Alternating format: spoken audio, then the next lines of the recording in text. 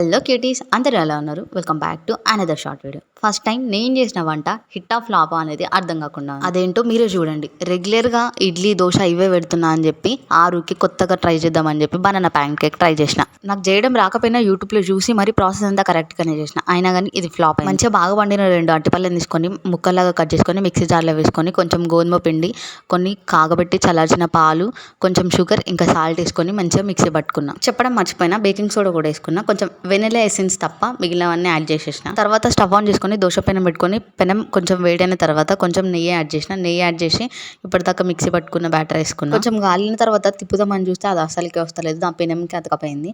అటు ఇటు తిప్పాలు పడి దాన్ని ఎట్లనో అట్లా తిప్పిన ఒక సైడ్కి. ప్రాసెస్ అంతా కరెక్టే చేసిన కానీ ఇది ఎందుకు ఫ్లాప్ అయిందో నాకైతే అర్థం కాలేదు. పాపం మీ ప్యాన్ కేక్ పరిస్థితి చూడండి ఎట్లుందో. ఇది ప్యాన్ కేక్ లాగా అస్సలకి లేదు. కానీ మనం ఊరుకుంటామా? పట్టు వదిలిన విక్రమార్కుడు లాగా మళ్ళీ ఇంకోసారి ట్రై చేసినప్పుడు కూడా అది ఫ్లాప్ అయింది.